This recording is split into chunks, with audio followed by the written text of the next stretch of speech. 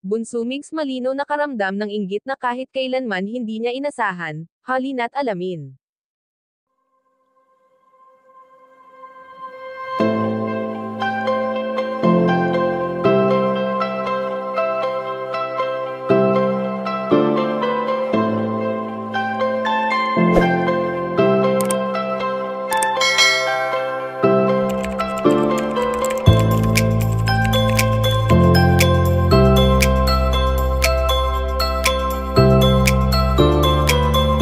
Hindi na maiaalis pa sa buhay ni Bunso Migs malinaw na dumarating ang araw o oras na nagiging malungkot ito, dahil sa iisang dahilan lamang.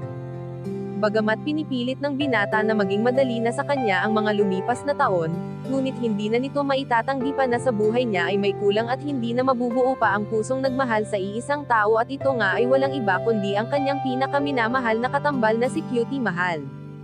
Alam naman natin na walang ibang ginawa ang yumaong komedyante kundi ang iparamdam at ipakita kung ano ang totoong nararamdaman nito para kay Bunso Migs Malino, at marami ang lubos na kinikilig at natutuwa sa dalawang magkatambal. Subalit kahit pamantaon na ang dumaan ng lumisan sa mundo si Cutie Mahal, ay marami pa rin naman ang nagmamahal sa mga naiwang alaala nito sa binata at isa na nga rito ang mga videos nila na masaya at wala nang hihigit pa.